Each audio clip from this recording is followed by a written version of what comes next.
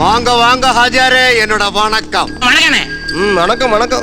എന്റെ മാർത്താണ്ട, ആ കൊളപ്പുള്ളി എന്ന് പറഞ്ഞ സൈത്താനെ കൊണ്ട് നമ്മൾ ഇടങ്ങേറായിക്കണം. സത്യം പറഞ്ഞ ശരീരത്തിനാകെ ഒരു വിറയല. ഇത് ആർക്കെതിരെയാ യുദ്ധത്തിന് ഇറങ്ങുന്നെന്ന് ഓർക്കുമ്പോഴാ കുളപ്പള്ളിയെ നിർത്താൻ വിളിച്ച കൊലപ്പുള്ളി കൊലപ്പുള്ളി കൊലപ്പുള്ളി.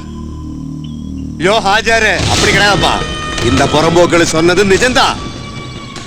ഓരോ തടവും அந்த കൊളപ്പുള്ളി കിട്ട പോയി തോത്തു വരണ വിഷയം அப்பா சொல்லி எனக்கு நல்லா தெரியும். அந்த കൊളപ്പുള്ളിയെ നേർക്ക് നേരെ നിന്ന് വീഴ്ത്തത് ரொம்ப കഷ്ടമെന്ന്. അതിനാലത്തായി இப்படி ഒരു തീട്ട് സെറ്റപ്പ്. നിങ്ങൾ പറയുന്നൊക്കെ ശരി തന്നെ, പക്ഷെ എങ്ങനെ?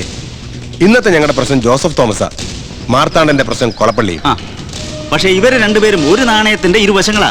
പഴയ ഏതോ തെറ്റിദ്ധാരണയുടെ പേരിൽ പരസ്പരം കാണുകയോ മിണ്ടുകയോ ചെയ്യുന്നില്ലെന്നേ ഉള്ളൂ. അല്ലാതെ ജോസഫിനെതിരെ ഒരു ചെറു വിരൽ അനക്കാൻ പോലും കൊളപ്പള്ളി കൂട്ടുനിൽക്കില്ല. മുരുകാ, എന്നെ മട്ടും കാപ്പാത്തപ്പാ. എംഎൽഎ സാർ, രണ്ട് ചങ്ങാതിമാരിലെ ഒരാൾ മറ്റേ ആളെ போட்டு തള്ളിന புரியல சொல்லித்தரேன். அதாவது அந்த ஜோசப் தாமஸ்னு இந்த கொலப்புள்ளி கொலை பண்ணினா நம்பிக்கை இல்லையா? அது எப்படின்னா, நேத்து வர இந்த கொலப்புள்ளி வீட்டுல காவல் நாயாயிருந்த எம்பியும் எம்எல்ஏயும் இப்ப எங்க நிக்குதுன்னு பார்த்தா போதும். ഒന്നും இங்க இங்க வா ஹாஜரே. ரொம்ப யோசிக்க வேண்டாம். கொட்டாரம் மாற்ற பேசுறதுக்கு ஜோசஃபும் கொலப்புள்ளியும் ஃபேஸ் டு ஃபேஸ் பார்த்தா மட்டும் போதும். மீதி இந்த മാർത്താണ്ഡൻ പാത്തിടുവേൻ. അണ്ണാ അണ്ണോ, അപ്പൊ അവനെ വിളിക്കട്ടെ. മോനെ റാഫിയടാ.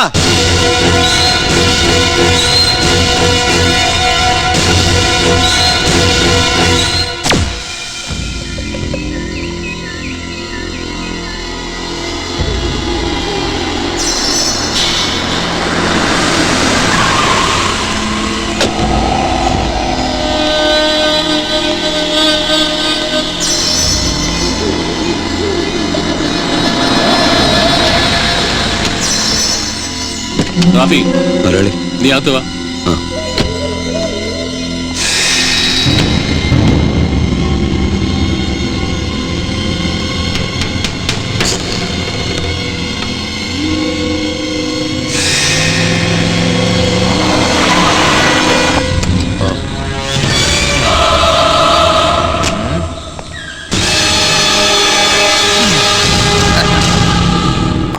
താനെന്തിനാ കാണണമെന്ന് പറഞ്ഞത്? മടുത്തിടോ. വേണ്ട എന്ന് സ്വയം തീരുമാനിച്ചാലും വിട്ടൊഴിയാൻ കഴിയാത്തതായും ചിലതൊക്കെ ഉണ്ടാവും. താനൊന്ന് നേരിൽ കാണണമെന്ന് പറഞ്ഞപ്പോഴേ ഞാൻ ഊഹിച്ചു. ഗോവിന്ദ, കൊട്ടാരത്തിന്റെ കാര്യം സംസാരിക്കാനാണ് ഈ കൂടിക്കാഴ്ചയെങ്കിൽ ഐ ആം സോറി, നമുക്ക് പിരിയാം. ജോസഫെ, ഞാൻ ഒരു മിത്രൻ നമ്പൂതിരി കൊല്ലപ്പെട്ടെന്ന് കരുതി ആരും അത്ര അഹങ്കരിക്കണ്ട എന്ന് പറഞ്ഞേക്ക്.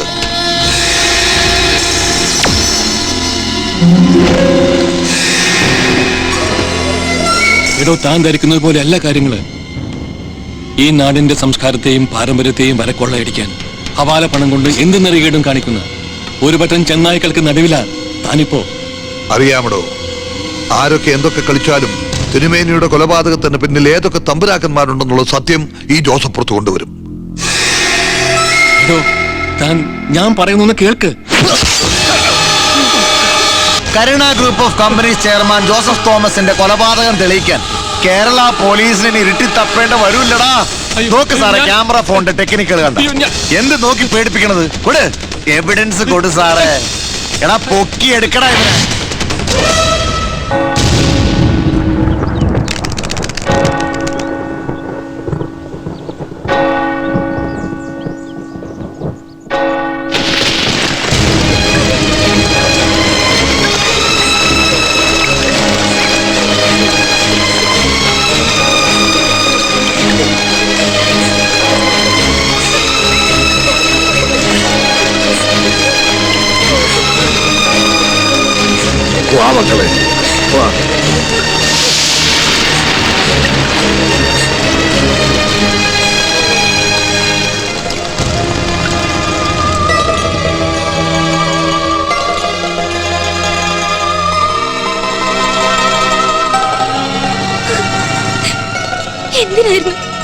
എന്തിനായിരുന്നു വാസുട്ട അവരെന്റെ പപ്പയെ കൊന്നത്?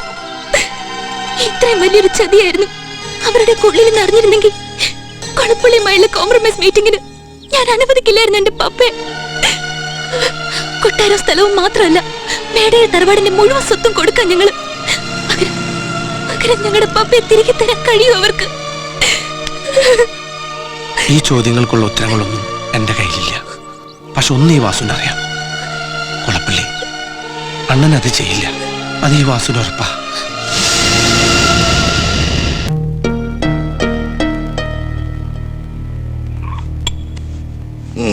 നിനക്കറിയില്ല, അവൻ കൊല്ലും ഇനിയും പലരെയും. ചതിയും കൊലപാതകവും കൊളപ്പള്ളി എന്നുള്ള ലഹരിയാണ്. ഇല്ല, അണ്ണൻ അത് ചെയ്യില്ല. മിണ്ടിപ്പോരുതാ വാക്കിവിടെ. അറിവ് വെച്ച കാലം മുതൽ നീ എന്നിൽ നിന്നും അറിയാൻ ശ്രമിക്കുന്ന ഒരു സത്യമുണ്ട്. നിന്റെ അച്ഛൻ എന്തിന് ആത്മഹത്യ ചെയ്തെന്നു? നിന്നെ നൊന്തുപറ്റ ആ പാവം പെൺകുട്ടിയെയും കൊണ്ട് സഖാവ് കരണം ആത്മഹത്യ ചെയ്തത് എന്തിനാണെന്ന് അറിയണ്ടേ നിനക്ക്? ചാല മാർക്കറ്റിലെ തൊഴിലാളികളിൽ കഴിവുകൊണ്ടും അധ്വാനം കൊണ്ടും വേറിട്ട് നിന്ന് 4 പേരുണ്ടായിരുന്നു. നിന്റെ അച്ഛൻ കരുണൻ, ഹംസ, ഗോവിന്ദൻ, പിന്നെ എന്റെ ജോസഫ്. അത് എല്ലാവർക്കും പ്രിയങ്കരനും അധ്വാനിയും കരുണനായിരുന്നു. തൊഴിലാളികൾക്ക് മാത്രമല്ല, മുതലാളിമാർക്കും പ്രിയങ്കരനായിരുന്നു അവൻ. കിട്ടിയിരുന്ന തുച്ഛമായ വരുമാനത്തിൽ നിന്നും ഒരു പങ്ക് മിച്ചം വെച്ച് കരുണനും ജോസഫും ചില ചില്ലറ കച്ചവടങ്ങൾ ചെയ്തിരുന്നു. അതൊന്നും അത്ര മെച്ചപ്പെട്ടില്ല. ഒരു ദിവസം ഗോഡമുള്ളിൽ ചെമ്പാച്ചാക്കുകളിറക്കിയിട്ടിരിക്കുമ്പോ ചവിട്ടുപടികളിൽ നിന്ന് കാൽ തെറ്റി കരുണൻ താഴെ വീണു. നീണ്ട കാലത്തെ ചികിത്സയ്ക്ക് ശേഷം ആശുപത്രി വിട്ട കരുണന്റെ ഒരു കാലും കൈയും തളർന്നു പോയിരുന്നു. മെച്ചപ്പെട്ട ചികിത്സ നൽകാൻ തൊഴിലാളികൾക്കോ പ്രസ്ഥാനത്തിനോ കഴിഞ്ഞില്ല. ഇന്നത്തെ പോലെ പാർട്ടിക്ക് അന്ന് സാമ്പത്തിക ശേഷി ഒന്നും ഉണ്ടായിരുന്നില്ല.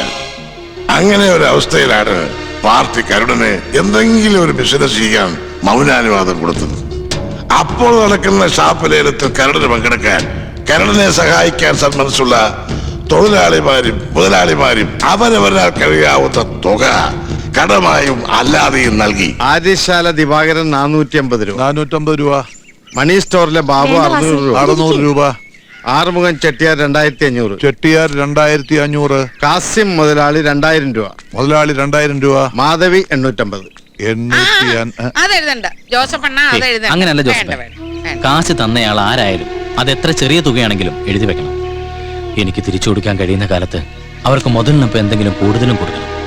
അത് ശരിയാ. കാരണം ഈ പാവങ്ങളൊന്നും ആഗ്രഹിച്ചല്ല ഈ തന്നതൊക്കെ. പണ്ടം പണയം വെച്ചവരെ തന്നവരുണ്ട്. ആ സുലോചനെ, ആ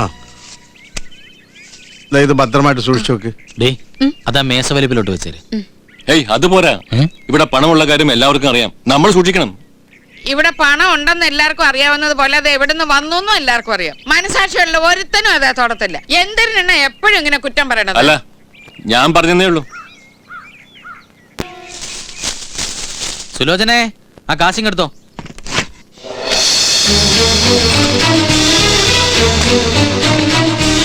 എന്നാ നമുക്ക് പോവാം.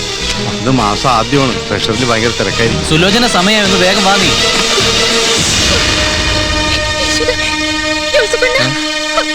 ആ പൈസ കാണുന്നില്ല. നീ ശരിക്കും നോക്ക്, അവിടെ കാണും. ശരിക്കും നോക്കിയാ? എല്ലായിടത്തും നോക്കി, എവിടെയില്ല.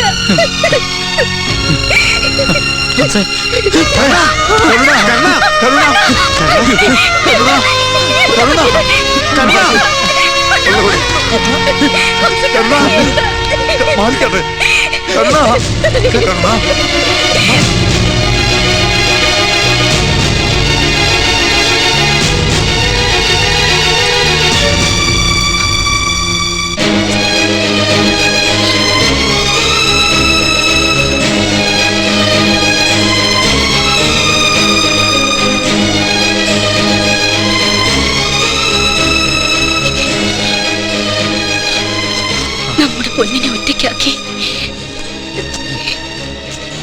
എങ്ങനെ പോകും നമ്മള് പോയാ ആരാ ഇവനുള്ളത്? വേണ്ട, ഇവനെ ഒറ്റയ്ക്കാക്കണ്ട.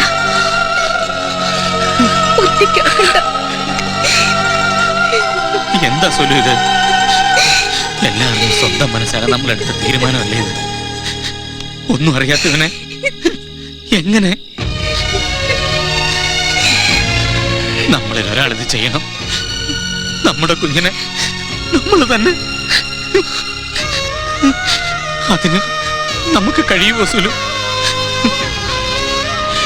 ആരോരും ഇല്ലാതിരുന്ന് എന്നെ വളർത്തിയത് ചാലച്ചന്തയാ. പക്ഷെ ഇവൻ ആരും ഇല്ലാത്തവനാവില്ല. ഇവന് ഹംസ ഉണ്ടാവും, ജോസഫ് ഉണ്ടാവും, അമ്മയുടെ സ്നേഹവും ലാളനെയും കൊടുത്ത് മാധവി ഉണ്ടാവും. ഇവൻ അനാഥനാവില്ല സുലു.